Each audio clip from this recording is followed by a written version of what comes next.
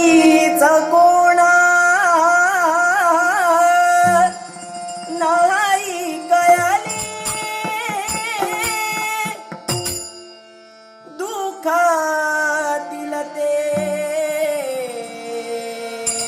सुख वेगळे